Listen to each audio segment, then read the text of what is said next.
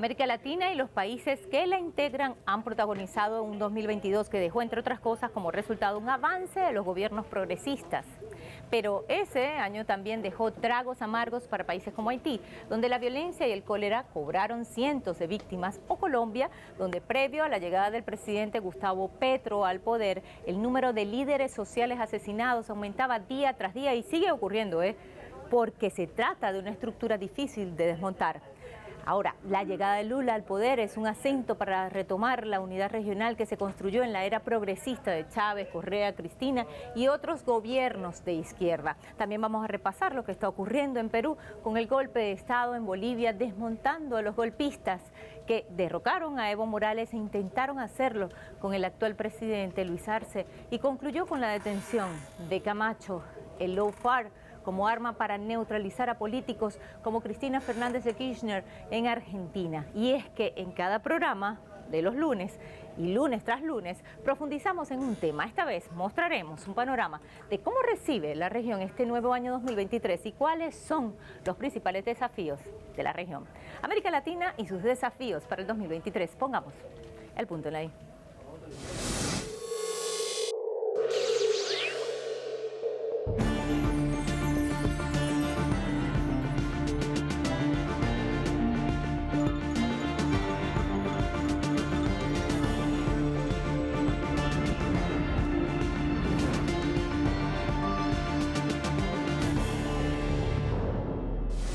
Latinoamérica, al verse afectada económicamente por las consecuencias de la pandemia del COVID-19 durante los años 2020 y 2021 y luego al padecer la crisis energética y alimenticia por el conflicto entre Rusia y Ucrania, se encuentra en el 2023 con grandes desafíos y retos geopolíticos. En Venezuela, el país con las mayores reservas de petróleo del mundo y que está bajo un bloqueo económico ilegal desde hace más de 6 años, logró a finales de 2022 un respiro a su economía, luego que gracias a las mesas de diálogo lograra que le devolvieran $3.000 millones del sistema financiero internacional, así como la firma del contrato entre la petrolera estadounidense Chevron y PDVSA, lo que ubica al país como líder de las economías que crecerán para el año 2023.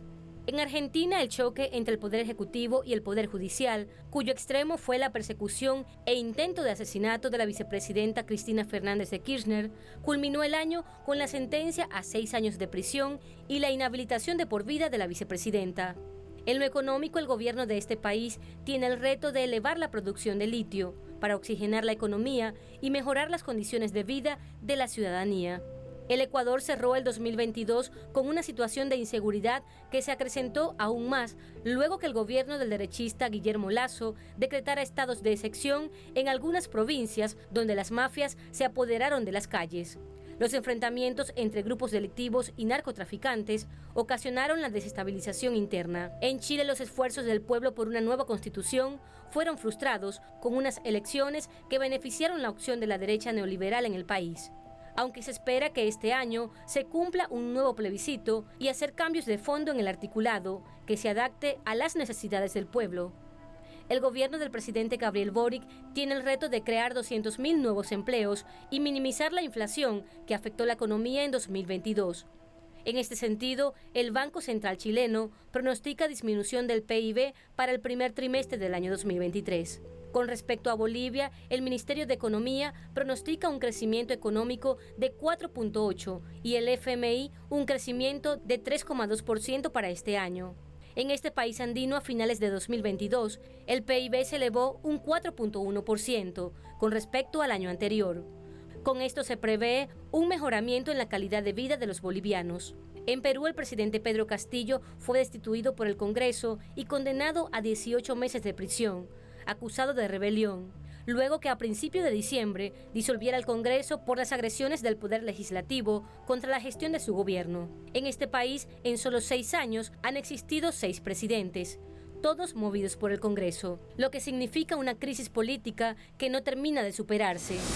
Que es algo inaudito en la historia del mundo, que todo un continente a través de un proceso democrático opte por estar gobernada con proyectos de izquierda y al mismo tiempo después de que hayan pasado durante algunos años algunos gobiernos de derechas, como fue el caso de Bolsonaro, de Macri y Piñera, por ejemplo.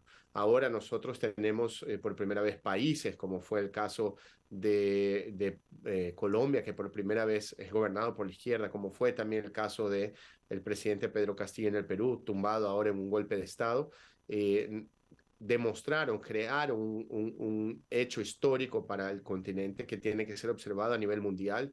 Es muy importante ese logro porque demuestra las características, los valores, la opción de los pueblos de nuestro continente para enfrentarse a los dilemas y a los problemas, a los desafíos en materia de educación, de salud, de integración, de emancipación, inclusive de desarrollo económico. Las izquierdas han presentado y han gobernado, ha presentado opciones y cuando tuvieron que gobernar, gobernaron y lo hicieron bien. Entonces eso quedó en la memoria de nuestros pueblos que optaron poco a poco a llegar a ese marco histórico de que nuevamente el continente latinoamericano esté básicamente gobernado por las izquierdas. Pero el panorama político define también el panorama social y la realidad de los pueblos. De acuerdo a la CEPAL, la pobreza en América Latina y el Caribe aumentará para el 2023 de manera preocupante, lo que pone sobre los hombros de gobiernos y organismos internacionales y regionales la responsabilidad de actuar ante esta realidad. Pero, ¿cuáles son estas cifras que tanto preocupa a la CEPAL y a otros organismos internacionales? La Comisión Económica para América Latina y el Caribe, CEPAL, la Organización de la ONU para la Alimentación y la Agricultura, FAO, y el Programa Mundial de Alimentos, PMA, señalaron que entre 2019 y 2021 creció en 13,2 millones la cifra de personas con hambre en América Latina y el Caribe. Los tres organismos presentaron un informe denominado Hacia una seguridad alimentaria y nutricional sostenible en América Latina y el Caribe en respuesta a la crisis alimentaria mundial. En el documento se confirma que el número de personas en la región que padece hambre aumentó en 13,2 millones hasta llegar a 56,5 millones, mientras apunta entre las principales causas el aumento de los precios de los productos básicos derivado de la crisis global. Las entidades de Naciones Unidas además aseguran que en 2021 ascendió en 62,5 millones las personas que padecieron de inseguridad alimentaria para un total de 267,7 millones, lo que representa el 40% de la población latinoamericana. El Programa Mundial de Alimentos de la ONU asegura que en un escenario donde la pobreza multidimensional está cada vez más vinculada a la inseguridad alimentaria y nutricional, los sistemas de protección social, incluyendo la alimentación escolar, juegan un papel fundamental en mitigar la vulnerabilidad de las personas. América Latina y el Caribe tienen un desafío enorme, que es aún intentar levantarse del post-COVID, ¿no? La CEPAL ya había indicado que los grandes afectados, las grandes afectadas son las mujeres cabezas de hogar, indígenas o afrodescendientes, las mujeres negras de nuestro continente, fueron las grandes afectadas por la pandemia. Entonces, para que nuestro continente salga adelante, no solo debe salir adelante aumentando su capacidad de exportación hacia los Estados Unidos, hacia la Unión Europea, a Asia, China principalmente, pero también de lograr crear condiciones de redistribución de esa riqueza para que más rápidamente, para acelerar esos procesos de distribución y que lleguen a los bolsillos y a las mesas de los hogares más sencillos, más humildes y los más vulnerables de nuestro continente. Hay niveles de pobreza que también presionan a niveles de violencia que hemos llegado en algunos países, inclusive en un retroceso como si estuviéramos en los años 90. Entonces es indispensable que nuestro continente logre, a través de políticas públicas de integración regional y también trabajar como bloque económico para tener mejores condiciones para enfrentar las negociaciones con la Unión Europea, con los Estados Unidos y también con Asia. O sea, cuanto más rápido nosotros logremos integrarnos como continente en materia comercial, en materia económica, superando inclusive algunas diferencias políticas, será esencial para que en ese momento nuestro continente tenga más capacidad de exportar más en mejores condiciones y también de poder desarrollar su mercado interno, ¿no? La mayoría de las ironías viene precisamente de quienes se han quedado inertes ante las diferentes agresiones de las que han sido víctimas algunos países de la región. Y con esto nos referimos a casos como el de Venezuela, que ha enfrentado las mayores dificultades al ser bloqueado ilegalmente por Estados Unidos y sus países aliados. Y más grave aún en naciones como Colombia, donde el asesinato de líderes sociales y las masacres han sido parte de su historia y ningún organismo internacional aportó en el combate contra la violencia o dijo algo del propio Estado, que estuvo dirigido hasta hace poco por personajes icónicos de la extrema derecha en el continente. Pareciera que los derechos humanos tienen que ver con su defensa de acuerdo a si es un gobierno de izquierda o si es un gobierno de derecha.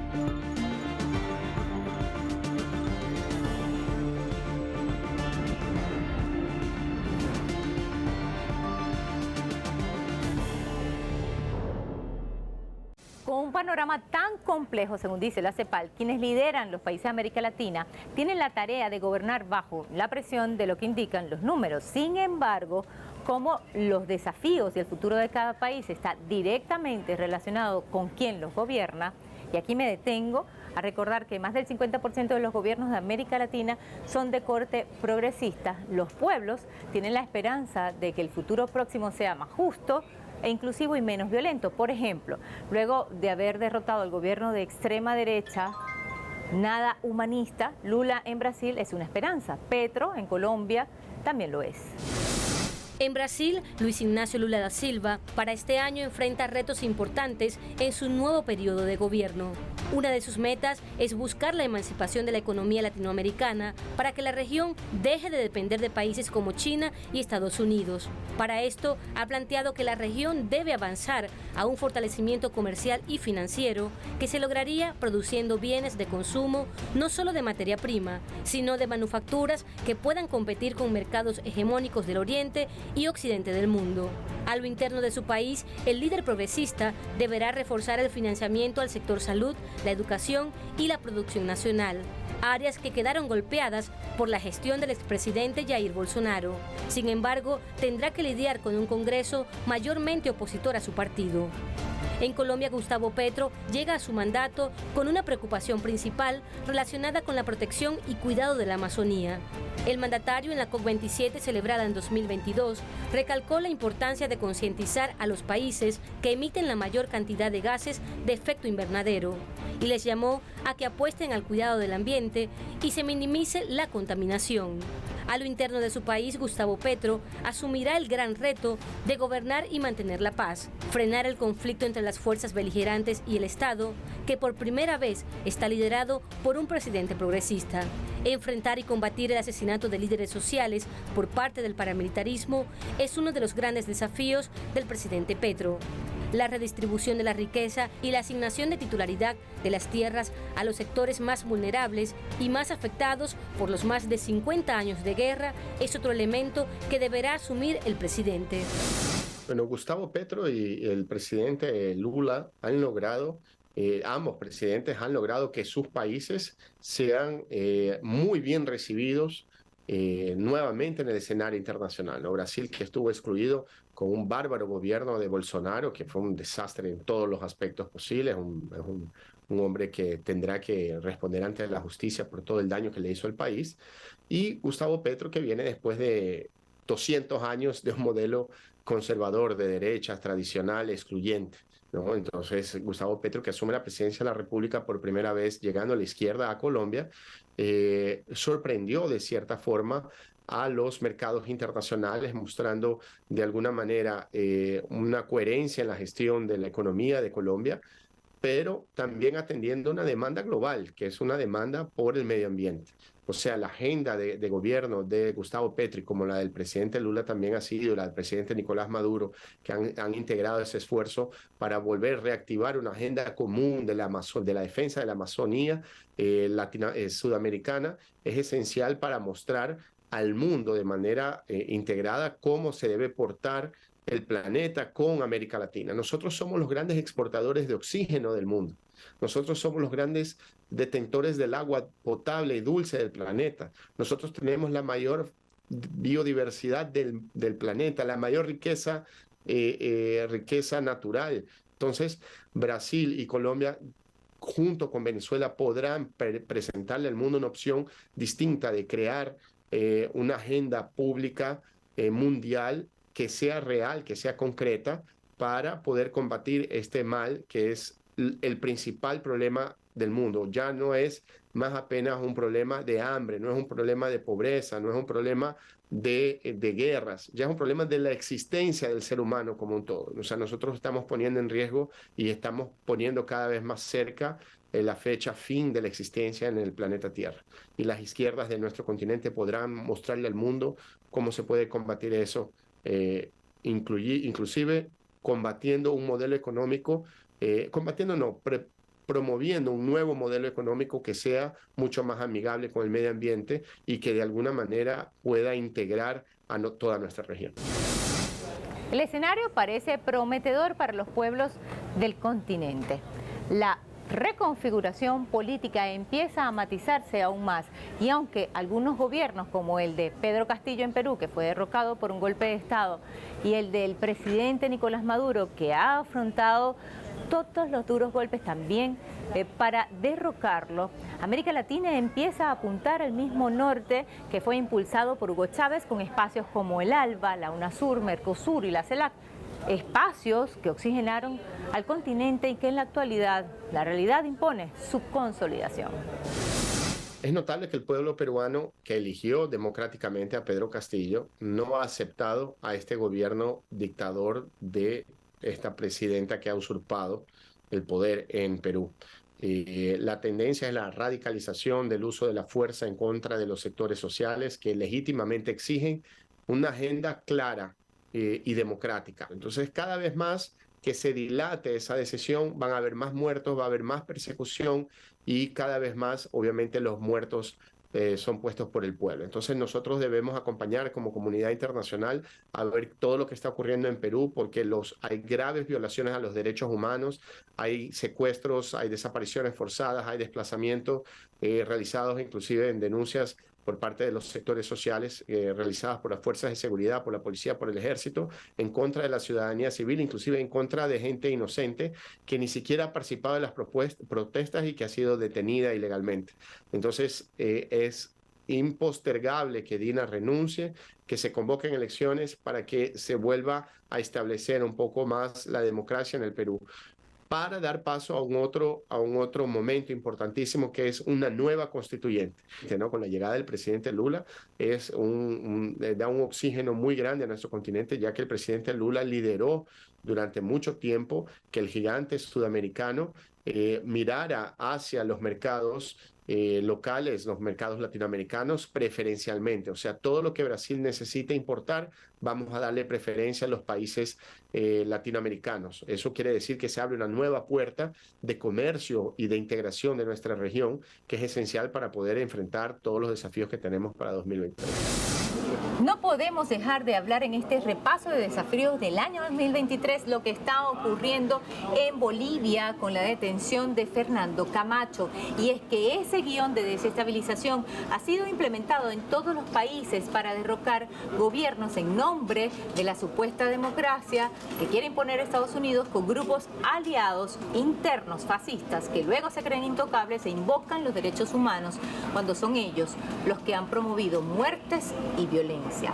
Así que otro de los desafíos tiene que ver con la defensa de las democracias sanas y la defensa de la verdad. Por eso vamos a conocer quién es Camacho, el que defiende a Estados Unidos y España, y que luego de ser una de las cabezas del golpe de Estado contra Evo Morales, ahora se hace la víctima.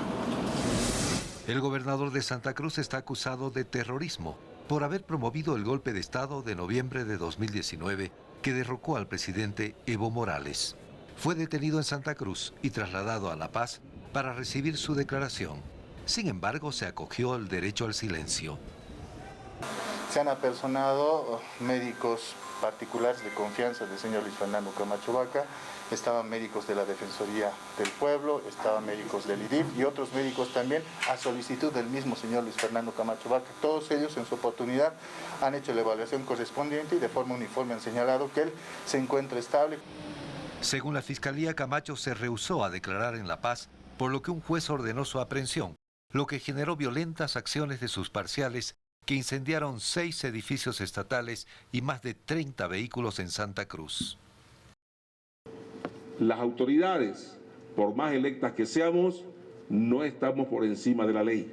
Ningún ciudadano boliviano está por encima de la ley, sea alcalde, gobernador, diputado o cualquier otra autoridad electa o designada.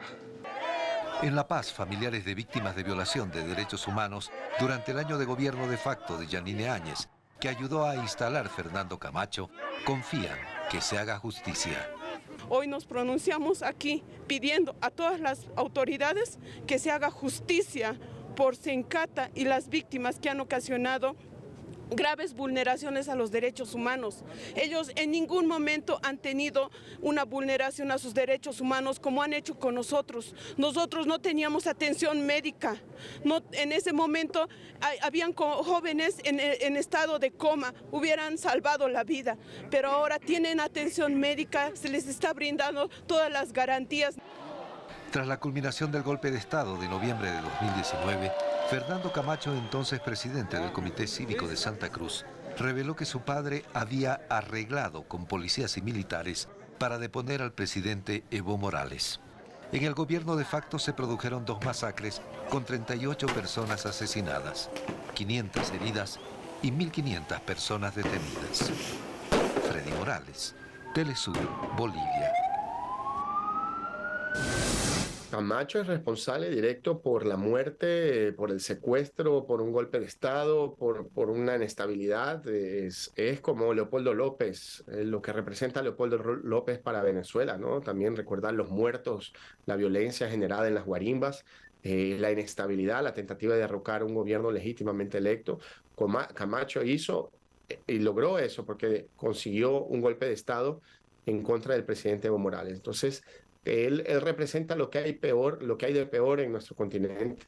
Yo creo que la justicia tiene que ser cumplida en Bolivia. Esperamos que más rápidamente se puedan esclarecer muchos hechos de violencia y que quede ante la opinión pública muy claramente definido cuál fue el rol de Camacho. Todos nosotros sabemos, pero la opinión pública general no solo de Bolivia, sino de América Latina, del mundo, no conoce bien el rol de Camacho y esperamos que la justicia pueda comprobar el daño que ese hombre ha hecho a todo el país, ¿no? Y que cumpla y que la justicia se haga sentir en Bolivia.